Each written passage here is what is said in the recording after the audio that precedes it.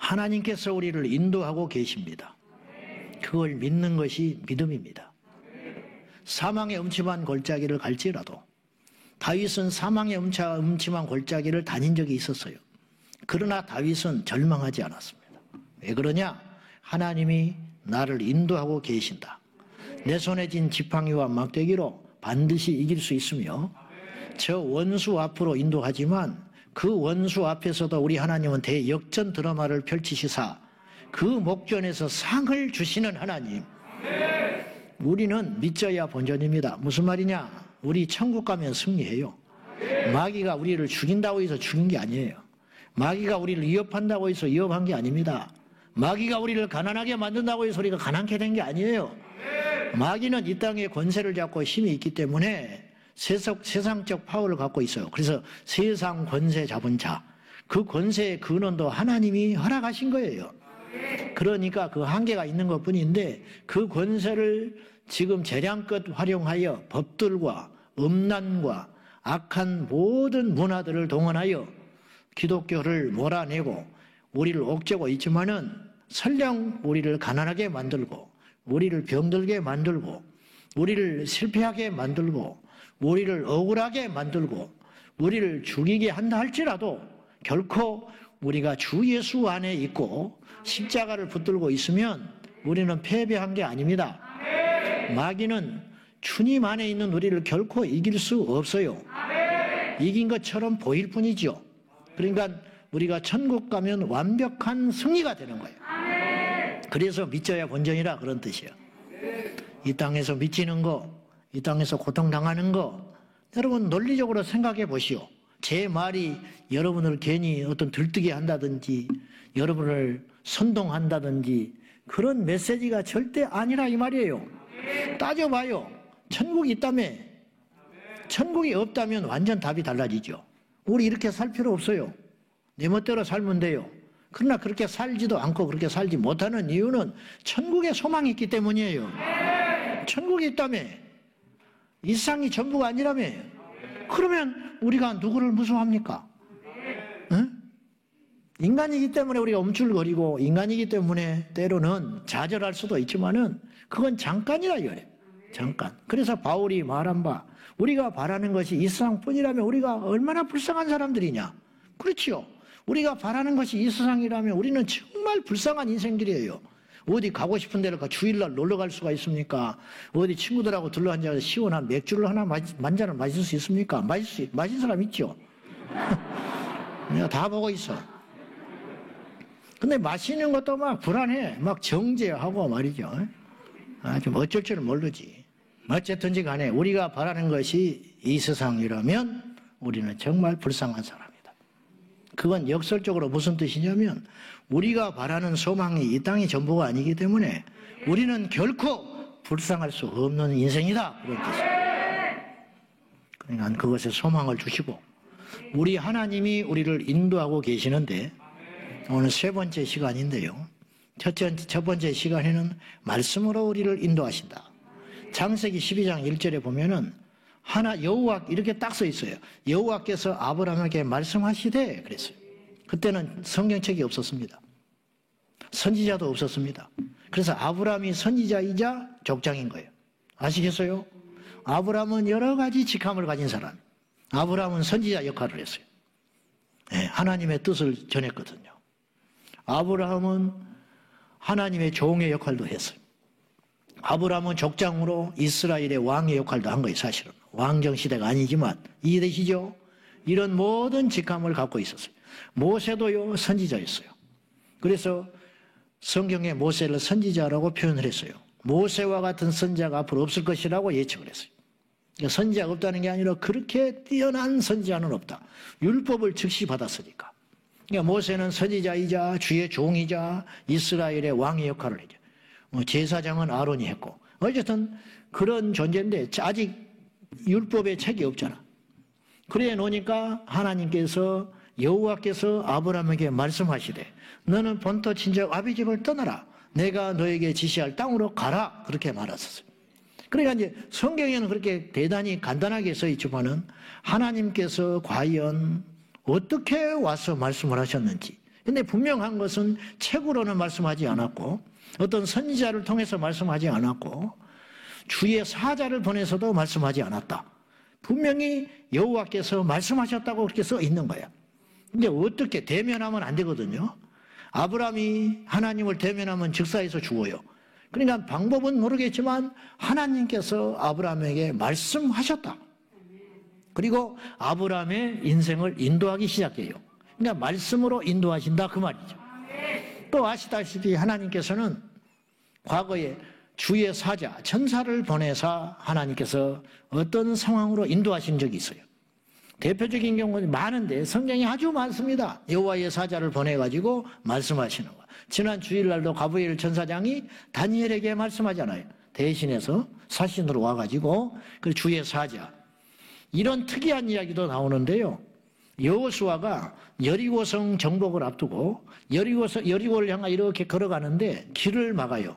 누가 딱 칼을 들고 대로변을 막고 있어. 이렇게. 그러니까 여호수아가 사람의 형상을 갖고 있는 그를 향하여 당신이 누구냐고 물어요. 그랬더니 그가 이렇게 말을 합니다. 나는 여호와의 군대 대장이다. 그렇게 이야기해요. 천사가 나타난 거야. 그러니까 그가 미가엘인지 그렇게 모르겠어요. 어쨌든 성경에는 여호와의 군대 대장이라고 했어요. 여호와의 군대에 소유된 대장이다. 근데 그러니까 벌벌벌 떨어버리죠. 여호수아가. 그럴 때 그 군대 대장이 뭐라고 그러냐면 아주 우리에게 익숙한 이야기를 해요. 네 신발을 벗으라 그래요. 모세에게 한 말처럼. 내가 선 곳은 거룩한 것이니 네 신발을 벗으라. 그리고는 이제 더 이상의 대화는 없어요. 그리고 막는 장면이 나왔단 말이에요. 여호와의 군대 대장이. 근데 제 추측인데 이제 성경을 함부로 추측하는 건 아닙니다만은 이것이 어느 정도 가능성이 있는 것이 여리고성을 이게 침략하고 무너뜨릴 때 여호수아가 어떤 전법을 쓰냐면 아시다시피 이 날마다 하루에 한 번씩 여리고성을 돌아요. 그렇죠? 그리고 마지막 날은 7번을 돌고 소리를 지르라고 그래요. 그랬더니 여리고성이 무너졌어요. 근데 성경에는 여호수아가 그렇게 딱 명령을 하고 이스라엘 백성들이 순종하는 것으로 나와 있어요. 그러면 그 아이디어는 어디서 왔냐 이 말이에요. 여호수아의 생각은 아니야. 여호수아가 머리를 쓰다가 이렇게 하는 것이 이길 수 있겠다. 절대 그럴 리 없어요. 왜냐? 그건 길 가는 어린아이도 그런 짓은 안 하니까. 그건 분명히 하나님의 지혜야. 하나님의 전략이고 모략이었다 이 말이죠. 근데 그 모략을 받아들여야 될 거 아니에요. 근데 선지자도 없고 말해준 자가 없다. 저는 이제 그래서 추측을 해보는 거죠. 여호와의 군대 대장이 말씀을 하실 때, 말씀을 대언하러 왔을 때 모세에게도 신발을 벗으라 네가 선 땅 거룩한 땅이라 하면서 그에게 미션을 주거든요. 바로에게 가라고. 그랬다면은 혹시 이 군대 대장이 여호수아에게 정결하게 한 후에 신발을 벗어서 정결의식을 한 다음에 너는 여리고를 이렇게 침략해라. 그렇게 말했을 가능성도 있다.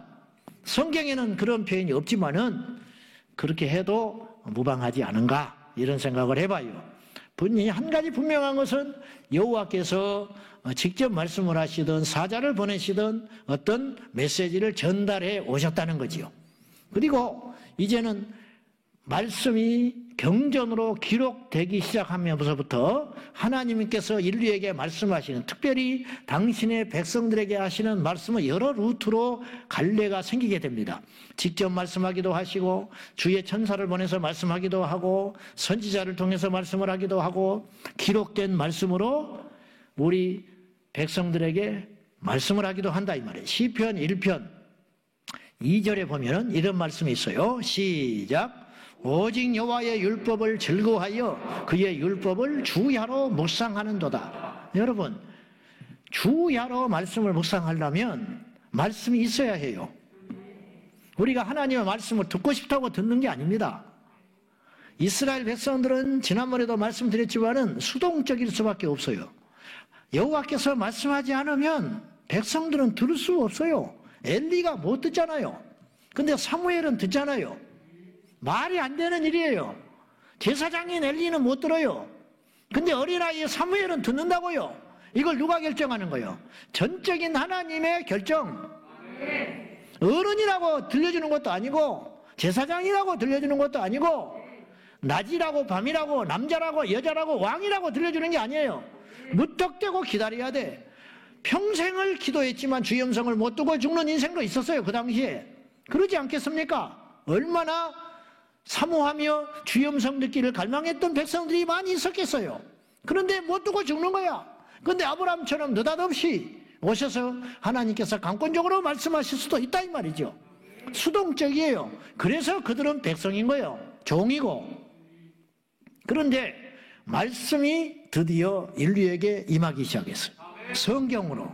그래서 밤낮으로 주야로 이 말씀의 가치를 아는 사람들이 주야로 묵상한다. 이것이 누구냐? 복 있는 사람이다. 그래서 시편 1편 복 있는 사람은 악인의 꾀를 쫓지 아니하고 죄인의 길에 들어서지 아니하고 오만한 자의 자리에 앉지 아니하며 오직 여호와의 율법을 즐거워하여 주야로 묵상하는도다. 주야로 묵상하려면 말씀이 있어야지. 주야로 말씀을 듣는도다가 아니잖아요. 묵상한다. 읽는 것이 묵상하는 것이지. 그래서 주야로 말씀을 묵상하는 복 있는 인생은 악인의 꾀를 쫓지 아니하고 죄인의 길에 들어서지 아니하고 오만한 자의 자리도 앉지 않는 분별의 능력이 생긴다. 그러니까 이제 시편 1편이 쓰여질 당시에는 여호와의 말씀이 경전으로 드디어 두루마리 경전으로 인류에게 주시기 시작했다. 얼마나 복된 것입니까? 어쨌든 말씀으로 우리 하나님께서 주의 말씀은 내 발의 등이요 내 길의 빛이니이다. 캄캄한 내 인생을 걸어갈 적에 하나님의 말씀으로 나를 인도하고 계신다. 그러니까 길이 막히면 어디로 돌아가야 돼? 말씀으로 돌아가라. 근데 참으로 감사한 것은 우리가 자녀들이기 때문에 설교를 통해서 메시지를 듣고 성경을 집에 가서 묵상하면서 하나님의 뜻을 알고 성경 공부를 하다가 알고 얼마나 말씀에 대해 풍요로운 시대에 살고 있냐. 내 백성이 마냥 망하는 것은 여호와를 아는 지식이 없어서 그렇다. 내 백성이 말씀이 없어서 망해간다 이 말이죠. 우리가 말씀이 있다면 살아납니다. 두 번째는 사람을 통해서 인도하신다. 그래서 이게 지난주 메시지. 만남을 통해서 일하신다. 바울과 바나바의 만남. 세계 역사를 바꿨어요. 여러분 만남은 세상을 바꿔. 여러분 빌리그레암 목사님을 전도한 사람이 있어요. 빌리그레암이 세상을 바꾼 것처럼 보이지만 빌리그레암 목사님을 준교로 인도한 전도자, 우리는 이름도 기억하지 못하지만 그 사람이 빌리그레암을 만났기 때문에, 근데 알고 봤더니 누가 하신 일이에요? 하나님이 하신 일이다. 우리도 마찬가지. 우리도 누군가를 만나서 우리 인간의 역사가 쓰여져 가고 있는 거예요. 우리 개개인의 역사가 쓰여져 가고 있는 거예요. 나를 전도했던 친구들을 만나서, 내가 처음 가서 복음을 전했던 그의 주의 종을 만나서, 아시겠습니까 여러분? 인생이 거창하고 대단한 일을 이루는 것처럼 보이지만 그 대단한 일, 그 하나는요 한 번의 만남으로 되는 거야. 지금 세상을 뒤에 흔들고 들썩날썩 하는 사람 있죠. 푸틴. 푸틴이 KGB 출신입니다. 저 푸틴이 벼락 출세한 사람입니다. 푸틴은 KGB 그냥 직원이었을 뿐인데 그가 옐친 대통령의 눈에 띄어가지고 저 자리에 올라간 거예요. 그 전 대통령이 옐친이었어. 뚱뚱한 옐친. 근데 옐친이 정치적으로 궁지에 몰려요. 그러니까 할 수 없이 약점이 접혀가지고 물러나게 됐어요. 그때 자기의 남은 미래를 보장받고 할 수 없이 푸틴을 대통령으로 세우게 돼요. 별별 없을 줄 알았지. 푸틴이 저렇게 엄청난 영향력을 발휘하고 저런 영향력을, 저런 힘이 있는 대통령이 될 줄을 누가 알았냐 이 말이죠. 그러니까 그 사람이 옐친을 만나지 않았다면 이런 일은 없는 거라 이 말이죠. 그러면 우리는 모르지만은 뭐 수백 번 만나서 한번 그런 역사가 어쩌면 전화 한 통, 어쩌면 누가 소개해 준 한 사람의 그 종이 한 장으로 옐친과 푸틴이 만나게 되고 눈에 띄게 되고 그를 통용함으로 지금 세계 역사가 달라지고 있다 이 말이죠. 잘했다는 뜻이 아니라 불행한 일이든 좋은 일이든 파괴적인 일이든 생산적인 일이든 만남을 통해서 역사가 일어나다. 바나바가 바울을 만나가지고 안디옥에서 공동목회를 하다가 선교사로 두 사람이 성령에 의하여 파송을 받잖아요. 그래서 1차, 2차, 3차 전도여행을 하는데 1차 전도여행 하다가 둘이서 다퉈가지고 2차부터는 갈라져 버리고 말아요.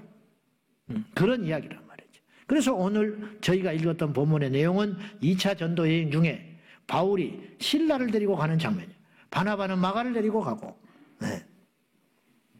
그런데 그래서 이 바울의 전도를 통하여 소아시아와 로마가 변화가 되고 그로 인하여 여러분 모든 길은 로마로 통한다. 그런 말 들어봤지요? 처음 들었어? 할 말이 없구만. 모든 길은 로마로 통한다라는 말은 그 당시 로마의 영향력이 얼마나 컸는가 하는 상징적인 말일 뿐만 아니라 실제로 그 당시 모든 길은 로마로 통한다고 해도 과언이 아닐 정도로 우리가 다 역사 시간에 배웠지만은 로마는 길로 유명한 제국이었어요. 로마는 길을 너무 잘 닦아놨어요. 그때 닦아놓은 길을 지금도 이용하고 있을 정도로. 2000년 전에 우리나라는 30년만 지나면 그냥 난리 나죠. 30년이 뭐야? 1년만 지나면 파여버리잖아. 로마는 2000년 전에 닦아놓은 길을 지금도 다니고 있을 정도로 길을 탄탄하게 오랫동안 다져가지고 기가 막히게 공법으로 잘 만들어놨대. 그리고 그 로마가 전 세계를 통해요. 하나님이 하셨어. 싸우라고 만들어 놓은 게 아니야. 로마가 기독교 국가가 된 다음에 그 잘 닦여진 길로 복음이 수출된 줄로 믿습니다. 이게 하나님이 하시는 일이라. 네. 오늘의 주제, 환경을 통해 역사하시고 인도하시는 하나님. 이거 하나님의 인도하신 마지막 부분으로 봐야 하겠습니다. 바울이 빌립보에 가서 극심한 어려움을 당합니다. 환경을 아주 힘든 환경을 만났다 이 말이죠. 바울이 잘못한 게 하나도 없어요. 객관적으로. 뭘 잘못했습니까? 오늘 본문의 말씀을 쭉 보시오. 바울이 뭘 잘못했어요? 죄를 적기를 했습니까? 도둑질을 했습니까? 법을 어겼습니까? 복음 전하다가 흉악지 귀신 들려 귀신의 능력으로 점을 치고 있는 종이 불쌍해가지고 고쳐진 것뿐인데 그로 인하여 주인이 고발함으로 억울하게 옥살이를 하게 됐어요. 원망할 만하지요. 복음 전했는데 옥을 들어갔다? 상은커녕 말이죠. 이게 뭐냐? 그리고 옥만 그냥 들어간 게 아니에요. 매질을 당한 후에 옥에 들어갔어요. 아마 터져버리고 피투성이가 됐을지 몰라요. 여러분, 매를 맞는다는 건 굉장히 수치스러운 일입니다. 예수님이 채찍맞고 침뱉음 받는 것은 기가 막히게 수치스러운 일이죠.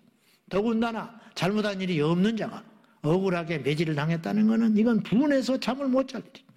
우리 같으면 그냥 못 견뎠을 거예요. 막. 폭발해버리고 말았을 거예요. 분할이 튀어나와버리고 말았어요.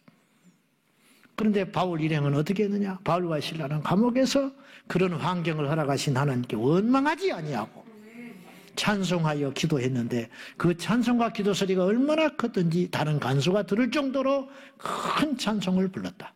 들어가는 찬송이 아니고 형식적인 찬송이 아니고 간결하고 능력 있는 찬송을 하나님 앞에 감사함으로 기도하고 찬송했다. 찬송은 기도, 감사를 전제로 나오는 것이거든. 믿으니까 찬송 나오지요. 하나님을 신뢰하니까 찬송이 나오는 것이죠. 그들은 살고 죽은 걸 초월한 거야. 그동안 숱하게 죽을 고비를 넘어왔어요. 그러나 그 환경 가운데서도 잠잠히 하나님께 예배하고 찬송했던 바울과 실라. 옥토가 흔들렸다. 뭐 그런 건 두 번째 문제예요. 근데 하나님께서 하시는 대역전의 역사를 보라고. 이것이 바로 합력해서 선 누르시는 역전의 하나님의 역사예요.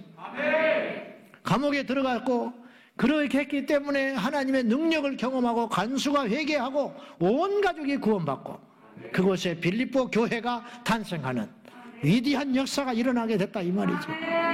그러므로 하나님은 환경을 통해서 일하시는 분 아닙니까? 우리 하나님 우리를 어디로 인도하실 때가 있어요. 그곳에서 하나님 반드시 일하실 때가 있어요. 고양시로 이사 온 분이 있어요. 그냥 온 게 아니에요. 우리 집사님은 전혀 어떤 분들은 고양시에 올 이유가 하나도 없는데 고양시에 왔다는 거야. 와서 보니까 이유를 알게 됐다는 거예요. 다 이유가 있고 뜻이 있어요. 하나님이 막으실 때는 뜻이 있어요. 열으실 때도 뜻이 있어요. 한순간을 보고 오늘을 보고 1년을 보고 10년을 보고 하나님의 뜻이 이러니 저러니 함부로 말하지 말고 우리 인생을 다 살아본 후에 하나님 앞에 섰을 때에 그때 계산을 해도 늦지 않다 이 말이죠. 반드시 하나님은 우리에게 좋은 걸 주시려고 한다. 하나님의 인도하심을 적극적으로 신뢰해라 이 말이죠. 환경을 통해서 일하시는 하나님. 우리에게 주어진 환경이 있습니다. 어떤 사람은 좋은 환경이 있어요. 어떤 사람은 척박하고 나쁜 환경이 있어요. 타고나기를. 그래서 요즘 하는 말로 금수저니 은수저니 흙수저니 그런 소리를 하고 있는 거 아닙니까? 타고날 때부터 금수저를 갖고 태어났다는 거예요. 태어나서 지금까지 손에 물 한 번도 안 묻힌 사람이 있을 거예요. 없을 것 같아요. 영국의 여왕 같은 사람. 한 95세 되셨나? 제가 예언하는데 몇 년 안에 갑니다. 그 양반. 정말이에요. 몇 년 안에 가게 돼 있어요. 몇 년 안에 분명히 속보로 뜰 것입니다. 영국 여왕이 가셨다고. 보시오. 그분은 손 한 번도 물 하나 안 묻혔어. 근데 고민은 우리보다 더 많았어. 무슨 말인지 알지요? 아들놈이 석석이고 며느리가 먼저 죽고 바람 잘 날이 없어요. 저 왕국에서. 부러워요? 뭐가 부러워? 우리는 예수 믿는데. 그러니까 날마다 설거지해도 괜찮아. 손에 습진 있어도 괜찮아. 그 양반보다 나아. 우리는 예수 믿잖아. 정말 유치한 이야기를. 복음은 유치한 거야. 복음은 유치한 거지. 믿고 천국 간다. 그보다 더 확실한 게 어디가 있어요.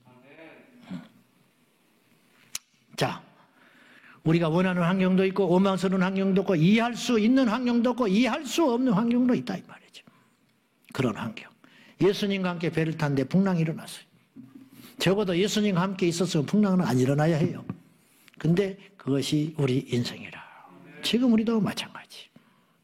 타고난 재주와 좋은 환경을 갖고 나는 사람도 있어요.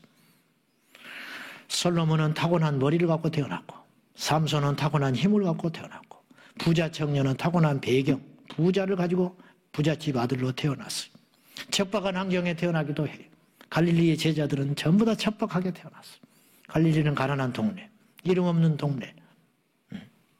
영적으로 척박했던 사람들도 있었어요. 삭개오. 영적으로 예수님 가지 않았으면 삭개오는 전혀 구원받을 수 없는 0.001%도 구원받을 수 없는 사람. 예수 감히 복음 앞에 나올 수 없는 사람. 하나님께 나올 수 없는 죄인 중에 개수 세리장. 그 사람이 어떻게 구원을 받습니까? 부자면 뭐합니까? 영적으로 완전히 바닥 중에 바닥을 쳐가지고 이방 세리장으로서 유대인들에게 손가락질을 받는, 성전 근처에 가지도 못하고 바리새인 근처에 가지도 못하고 하나님을 믿을 수도 없는 철저히 담 가운데 막혀버린 인생. 예수님이 뚫고 찾아가서 건져주시잖아요. 그런 척박한 환경. 고넬료 이방인 백부장입니다. 근데 어떻게 하나님을 압니까? 수가성 여인 5명을 갈아치우고 6번째 남자와 살고 있는데 누가 그를 거들떠보기나 합니까? 근데 예수님이 그를 만나줬기 때문에 죽음의 문턱, 지옥의 문턱에서 유턴해서 살아난 인생이 수가성 여인 아닙니까? 귀신 들린 딸을 둔 가난한 여인. 완전히 최악의 최악 중에 최악. 돈이 길을 합니까? 남편은 또 어떻게 되는지도 몰라요. 성경에 홀로 등장하는 걸로 봐서 혼자 사는 게 뻔해. 가난한 이방 여인, 영적으로 바닥, 육적으로 귀신 들린 딸을 뒀어. 어디다가 뭘 하고 삽니까? 그 짐덩어리를 안고 어떻게 삽니까? 날마다 한탄과 한숨과 원망과 절망 속에서 살아야만 한 인생. 도대체 어떻게 그런 인생이 있냐 이 말이죠. 나면서부터 걷지 못해 성전 비문에서 구걸하고 있었던 안진병의 인생. 이게 다 그런 환경을 만들고 싶어서 만든 게 아니잖아. 인생은 태어나면서부터 어쨌든 환경을 만나요. 우리도 마찬가지. 저도 여러분도 태어나면서부터 죽을 때까지 환경을 떠나서 살 수 없어요. 다 환경 가운데 묻혀서 살아가요. 이런 환경 가운데서 살아가면서 자신의 인생이 결정되는 법인데 어떤 이는 기가 막힌 그야말로 금수저 입에 물고 나온 인생이라 할지만 그의 인생이 엉망으로 끝나는 인생도 있어요. 만석군의 자식으로 태어났는데 그 많던 재산 다 망가뜨려버리고 나중에는 비참하게 길거리에서 죽는 인생도 있어요. 분명히 있어. 반대로 개천에서 태어났으나 만개하여 인생의 꽃을 피우기도 해요. 정주영 회장 같은 사람이 어찌됐든 이 땅의 생애로만 볼 때 기가 막히게 고생하고 어려운 집에 태어났지만은 그는 불굴의 의지로 우리나라 최대의 기업을 이룬 산 증인 아닙니까? 강용호 박사 같은 분, 크리스찬이지만 17살에 그는 공을 차다가 눈을 실명해버렸어요. 그 충격으로 어머니가 죽어요. 그리고 그는 하루아침에 고아가 돼버려요. 눈 멀고 고아가 됐어요. 강용호 박사. 그래서 고아원, 재활원으로 떠돌다가 우리나라 최초로 얼마나 강인한 의지로 인간 승리를. 근데 그 안에 복음이 있어서 그랬어요. 예수님이 그렇게 만들었어요. 우리나라 최초로 시각장애인으로서 미국 유학을 간 분이 강용호 박사예요. 그리고 2001년부터 백악관에 들어가서 장애인 차관보가 됐어요. 장애인의 인권을 책임지는 차관보. 우리나라 사람 중에는 가장 높은 관리에 오른 사람이에요. 대단한 인물이죠. 2012년 죽을 때까지, 돌아가실 때까지 강용호 박사님은 국위를 선양하고 엄청난 일을 했어요. 크리스찬의 양심으로. 두 눈을 뜨고도 그런 일을 못해. 엄청난 일이죠. 이처럼 불굴의 의지와 능력으로 환경을 바꾸는 사람도 있어요. 제가 지금 말씀드리는 것은 그런 의지를 가지고 우리 환경을 바꿔보자라고 하는 의지력의 이야기를 하는 게 아니에요. 하나님이 우리에게 각자 주어진 환경이 있고 그 환경을 통해서 우리를 인도하시며 우리에게 영광을 받기를 원하신다, 그런 뜻이에요. 그래서 믿는 자로서 환경을 탓하거나 굴복하지 않고 하나님께 더 적극적으로 순종함으로 승리했던 믿음의 용사들이 있었어요. 첫째는 예수 그리스도예요. 예수님은 겟세마네 동산에서 기도하실 적에 이 잔을 마시지 않으면 안 되겠습니까? 이 환경이거든요. 잔을 마셔야만 되는 환경인 거예요. 십자가를 져야만 하는 환경이다, 이 말이에요. 예수님이 허락하신 환경, 예수님에게 주어진 환경이 십자가를 져야만 하는 환경이다, 이 말이에요. 예수님은 그 환경을 받아들이셨어요. 이 잔을 마시지 않으면 안 되겠습니까? 내 육체적 본성으로는 이 잔을 지나가고 싶습니다. 근데 하나님이 묵묵부답 답을 안 하셔요. 하나님의 뜻을 예수님은 정확히 알고 계셨어요. 그래서 아버지의 뜻에 순종합니다. 그리고 그 잔을 받아들이기로 결단하셨어요. 그리고 십자가를 치셨어요. 만약에 예수님께서 그 환경을 단호하게 당신의 가진 권능을 가지고 권세를 가지고 거부하셨다면 오늘 우리는 이 자리에 없어요. 우리 모두는 지옥에 가야 해요. 그러나 예수님께서 그 환경을 겸손하게 받아들이고 순종하심으로 인하여 인류에게 대구원의 역사가 열리기 시작했다, 그런 뜻이. 욥은 모든 것을 잃어버린 후에 그의 환경을 원망하지 않습니다. 엄청난 초인적 고백과 기도를 드립니다. 욥기서 1장 21절과 22절 다 같이 시작.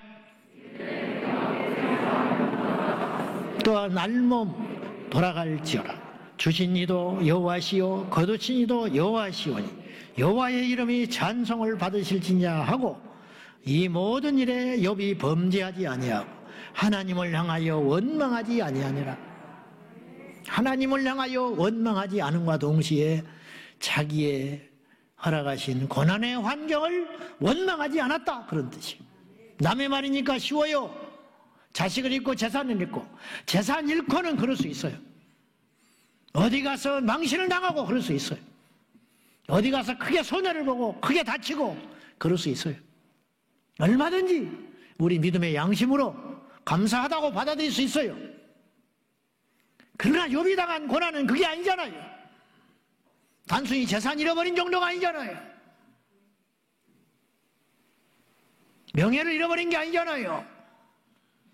자기의 생명보다 몇백 배 소중한 자식들을 하루아침에 다 잃어버리고, 주신 자가 여호와시고 피하신 자도 여호와시니 신앙의 역사에 길이 남을 위대한 기도를 욥이 한 거예요. 주신 자도 여호와시요 이제 취하신 자도 여호와시니 여호와의 이름이 영광을 받으소서. 그리고 이 모든 일로 하나님께 범죄하지 않았다. 여러분, 원망하는 건 범죄 행위야. 믿음 없이 행하는 게 죄거든요.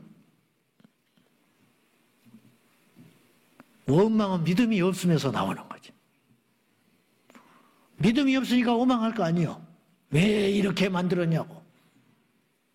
믿음이 없으니까 탓할 거 아니에요. 왜 나를 이런 데로 데리고 왔냐고. 믿음이 없으니까 하나님께 계속 불평할 거 아니에요. 왜 나의 얘기를 번번이 막으시냐고. 이럴 수가 있냐고 하는 거 아니에요.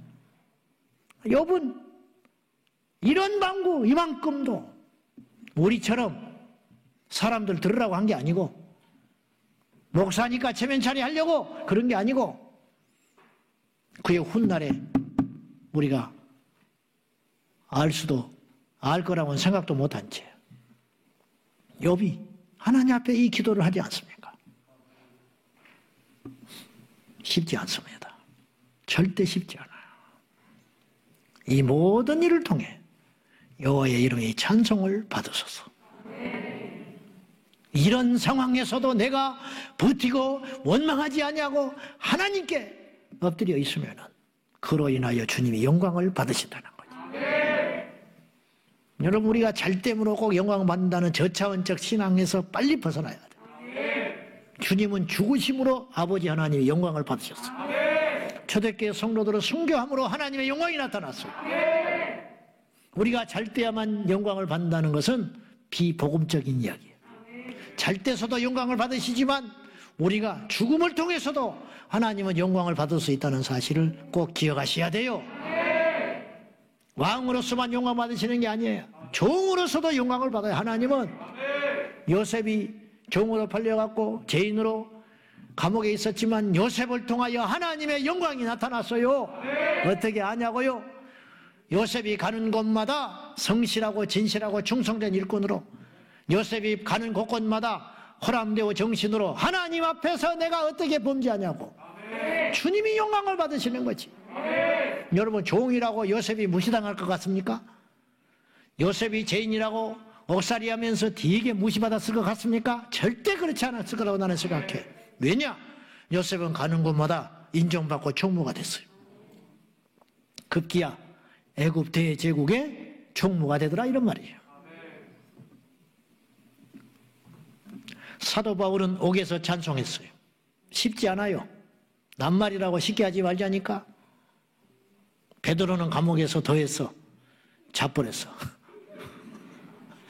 야, 참. 베드로 다 와요. 바울은 굉장히 섬세한 사람이에요. 들고 파는 사람이라. 그러니까는 학자야. 그래서 그의 서신서를 보시라고. 놀라운 이야기야. 얼마나 꼼꼼하고 세밀하고 아주 돌다리도 두드리고 안 가버리는 사람이야. 베드로는 두드려가지고 금이 쩍쩍 가는데 걸어가는 사람. 뭐 아니면 도다. 근데 얼마 전에 죽었잖아요.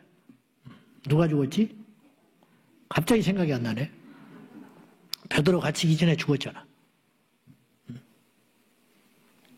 죽었어. 어쨌든 그 제자 중에 하나가 죽었다고. 최초의 순교자. 네. 내가 몰라서 그러는 게 아니야. 생각이 안 나서 그러는 거야. 갑자기 그래 버렸어. 이따 생각날지 몰라. 설교 끝나고. 근데 그걸 순교한 걸 보고 헤롯이 좋아해요. 유대인들이 기뻐하는 걸 보고. 그래가지고 베드로도 잡아다가 죽이려고 넣어놨어. 근데 베드로는 잡으랬어. 언제 죽을지 모르는데. 믿음이 있기 때문에. 어쩜 베드로는 이렇게 생각했을지 모른다니까요. 난 다 산 것 같다. 하나님이 데려가셔도 여한이 없다. 살려주시면 복음 전할 것이고 데려가면 나는 수고한 내 인생 끝낸다. 그랬을지 몰라. 어떠한 죽음으로 죽을 것을 주님이 가르쳐 주셨기 때문에. 이미. 환경을 통하여 인도받은 사례들이 성경에 있어요. 모세가 출애굽한 후에 홍해를 딱 맞닥뜨렸어요.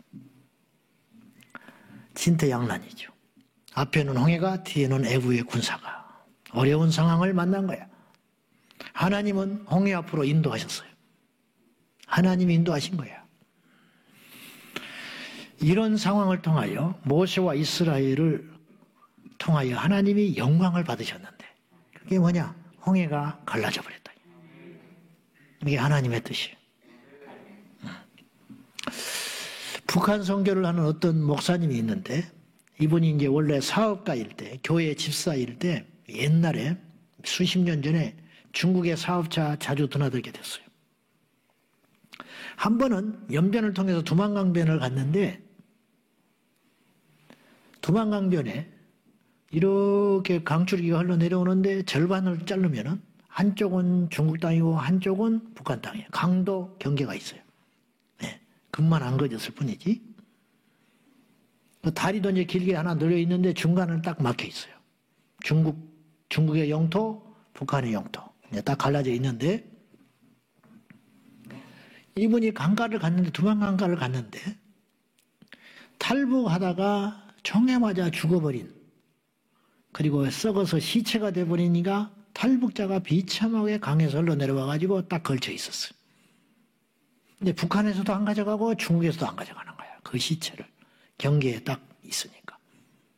그걸 보고 충격도 받고 불쌍하기도 하고 가슴이 너무 먹먹했어요. 그리고 이분이 돌아와요. 몇 년 있다가 또다시 그 코스로 중국을 가게 됐어. 사업자. 갔는데 데자뷰 하듯이 똑같이 또 본 거야. 수년 전에, 이 확률이 굉장히 적어요. 수년 전에 봤던 것 같이 똑같이 그 장소에 또 다른 시체가 떡 걸쳐서 썩어 들어가고 있었어요. 이분이 충격을 받은과 동시에 하나님의 뜻을 그때 찾았어요. 그리고 주의 분명한 음성을 들어요. 그리고 주님의 눈물을 봤어요. 저들을 어떻게 할 거냐. 그리고 이분이 돌아가서 사업을 다 정리하고 북한 선교를 하기 시작했어요. 신학을 하고 목사가 되었고 그는 북한 선교를 하는 주의 종이 됐어요. 하나님이 보여주신 거야. 그 환경 가운데 인도하신 거야. 여기서 하나 우리가 극히 조심해야 할 게 있어요. 자기 합리화를 하지 마라 그랬다. 오른쪽으로 갈까요? 왼쪽으로 갈까요? 춤을 탁 뱉어가지고 오른쪽으로 가고 싶어. 근데 왼쪽으로 춤이 탁 튀었어. 그럼 하나님 이러실 리 없다는 거야. 그래서 다시 해. 그건 오른편으로 튀지. 주여 감사합니다. 죽는 거야. 그랬던 사람이 있어요. 그런 유사한 일이 있어. 요나가 그래서 요나가 뭐 꼭 그런 건 아니지만 자 요나서 1장 3절 시작.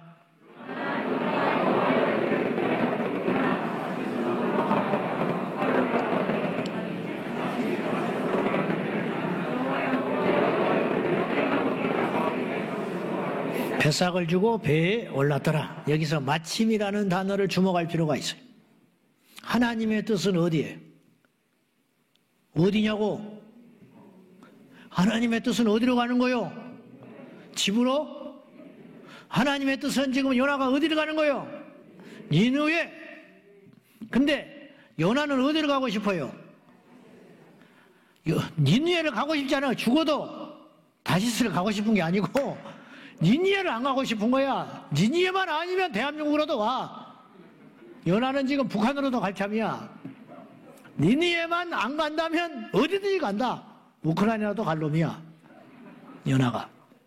그런데 니느웨만 안 가려고 여호와의 얼굴을 피하여 요바라는 항구에 탁 갔는데 마침 뭐가 기다리고 있어요? 타시스행 배가 기다리고 있다. 얼씨구나 타버렸다. 우리가 이런 일을 만날 수 있어요. 10중 8구 그런 일을 만나면 어떻게 해석을 하냐면 하나님의 뜻이다. 아주 하나님의 뜻은 다 갖다 붙이는 거야. 이리 가도 하나님 뜻, 저리 가도 하나님 뜻, 주저앉아도 하나님 뜻, 남을 때려도 하나님의 뜻, 도둑질을 해도 하나님 뜻. 뭐 그렇게까지는 아니겠지만은 우리가 이런 오류와 실수를 얼마든지 범할 수 있다 이 말. 하나님이 인도하지 않았는데 하나님이 인도했다고 자기 합리화를 얼마든지 할 수 있다 이런 뜻이에요. 그러다가 나중에 하나님의 뜻에 거스린 걸 알고 자신도 고생, 하나님께는 영광을 가리고 하나님은 손해는 안 봐요. 왜냐?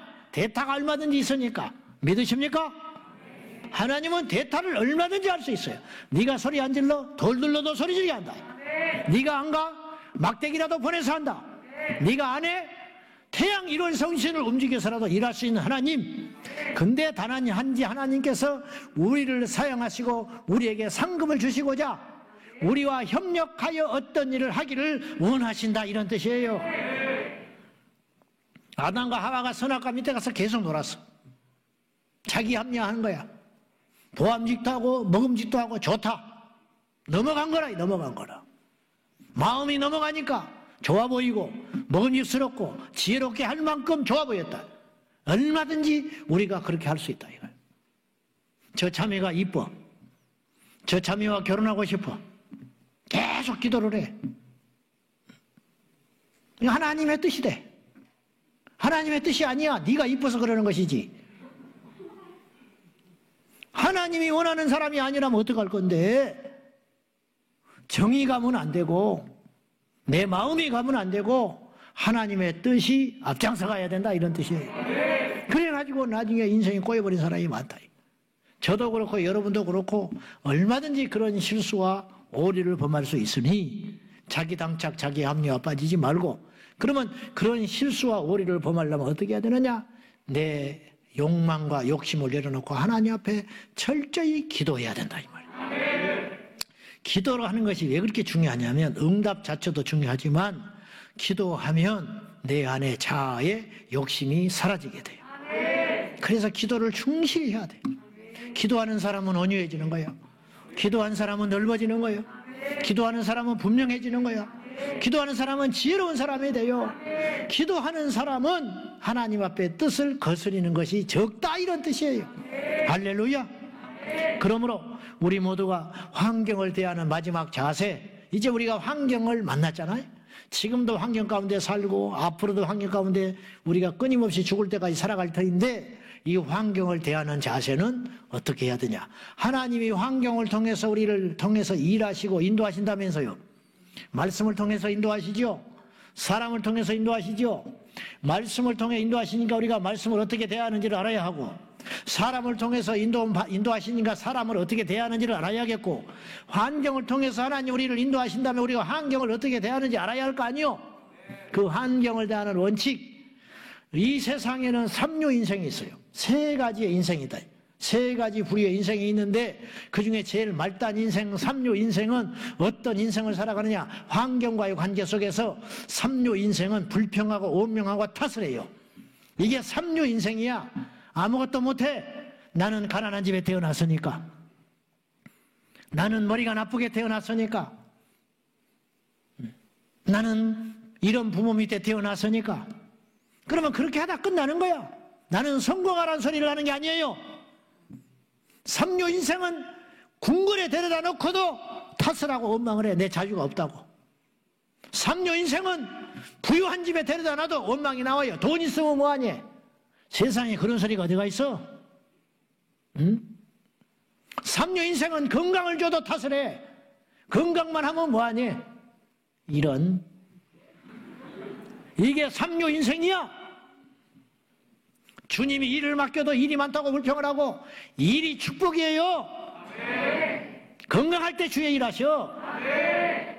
일할 수 없는 밤이 온다니까. 누워봐요 병원에. 아무것도 못해.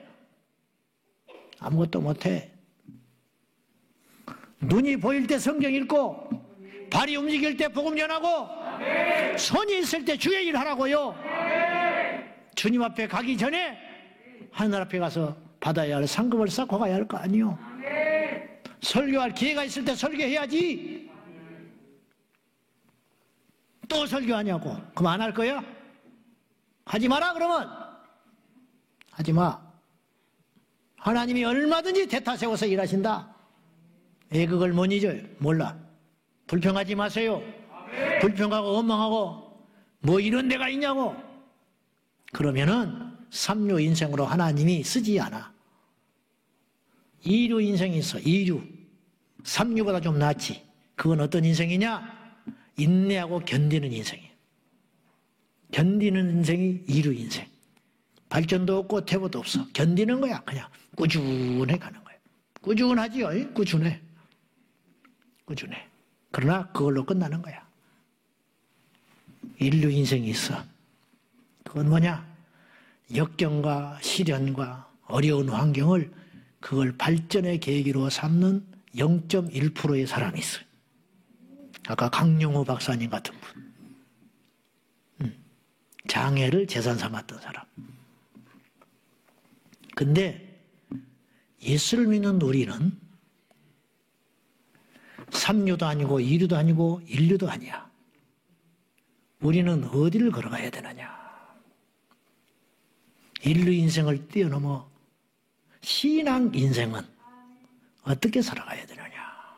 모든 환경을 통하여 일하시는 하나님을 신뢰함으로 우리가 드러나는 게 아니고 출세하고 성공하자는 게 아니라 하나님의 영광을 도드라내는 인생, 그 인생이야말로 하나님이 원하시는 인생이라. 그것이 우리가 환경을 대하는 인생이 되어야 한다. 할렐루야. 그래서 하나님이 나한테 가난을 줬다고 어느 날 새벽에 그러시더라니까.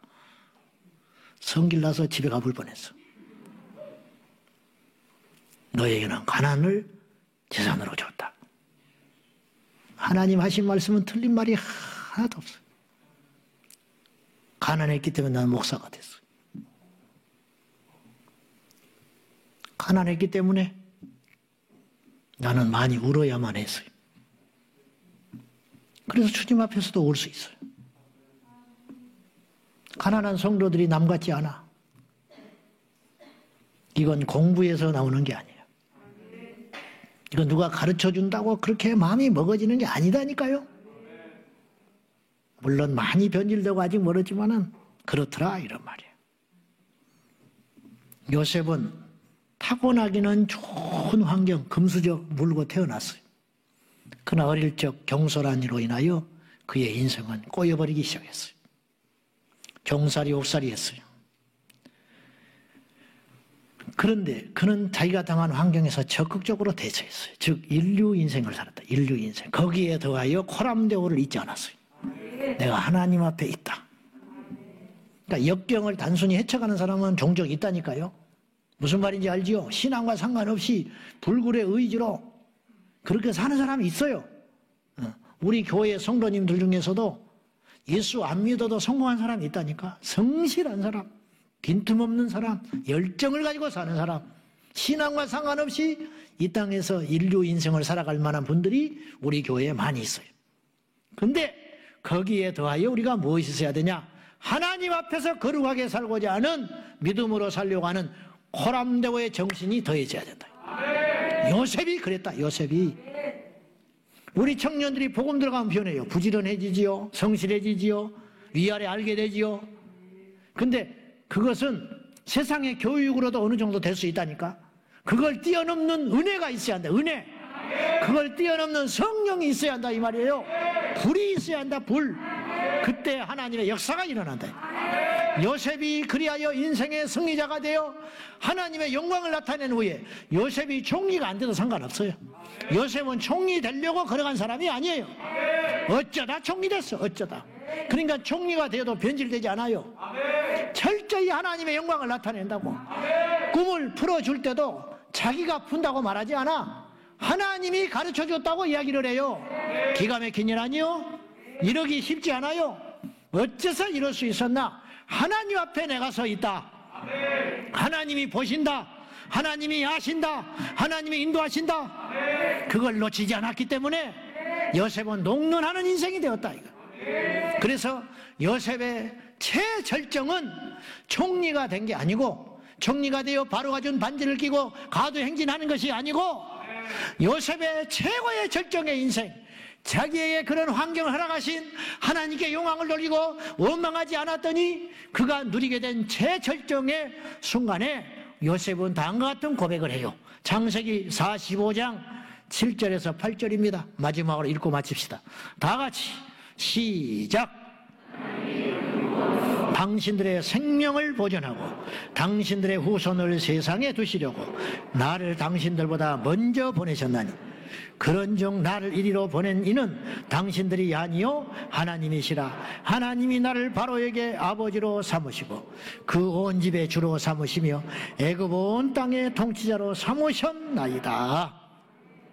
염려하지 마시오. 내가 당신들을 복수할 걸로 생각하지 말아라. 하나님께서 나를 먼저 보냈다. 당신들의 손을 통해서 나를 하나님께서 니를 이곳으로 보내셨으니 보내신 이유를 나는 안다. 구원을 이루시려고. 그리고 당신들의 후손을 이곳에 두게 하시려고 나를 먼저 보내신 것뿐이다. 그렇게 이야기를 해요. 이게 무슨 얼마나 중요한 의미가 있냐면 아브라함이 하나님께 제사 지낸 후에 약속을 받아요. 너의 후손이 애굽에서 400년 종살이한다. 이것이 아브라함만 알고 있었던 게 아니고 이삭도 알았고 야곱도 알았고 요셉도 알았을 공산이 커요. 근데 풀어지질 않아. 이게 무슨 뜬구름 잡는 소리야? 우리의 후대가 400년 동안 애굽에 가서 들어갔는, 자기들이 가나안에 살고 있는데 애굽에 들어가서 무하로 번식을 하며 살아요. 근데 요셉이 알게 됐어. 자기가 애굽에 돌아올 때도 몰랐어요. 애굽에 돌아와서 총리가 돼서 자기 형들을 만난 후에 모든 퍼즐이 완성돼 버리는 거야. 나를 어릴 적에 해와 달과 12뱃단이 절하더이다. 그대로 성취가 되었고 그 일로 인하여 그 꿈을 이야기함으로 인하여 자기 인생이 낭떠러지에 떨어져 가지고 종으로 옥살이로 총리가 된 모든 것들이 하나님께서 인도하시는 한치의 오차 없는 하나님의 대역사였구나 깨닫게 됐어요. 그래서 자기의 아버지와 그 모든 가족들 70명이 애굽에 이주함으로 애굽의 고센 땅에 거함으로 인하여 하나님의 언약의 시작이 일어나게 되는 거야. 그곳에서 생육하고 번성하여 400년을 지낸 후에 모세의 손에 이끌려 애굽에서 나가게 되는 위대한 대파노라마의 시작이 여기서 시작되더라 이 말이죠. 이게 하나님의 역사 아닙니까?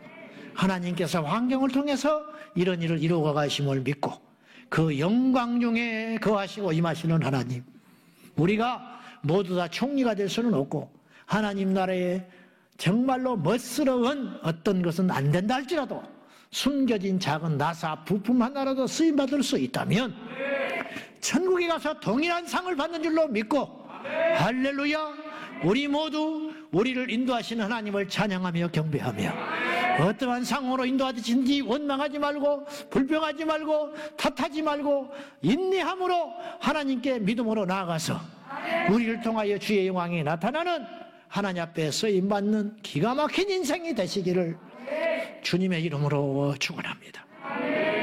저희의 소원은 우리 이름은 사라져야 한다. 그러나 하나님의 흔적은 남아야 한다. 우리 교회는 없어져도 좋다. 그러나 하나님의 뜻은 이 땅에 남아야 한다. 그리고 그 모든 상은 이 땅에서 받는 것이 아니고 천국에 가서 받자.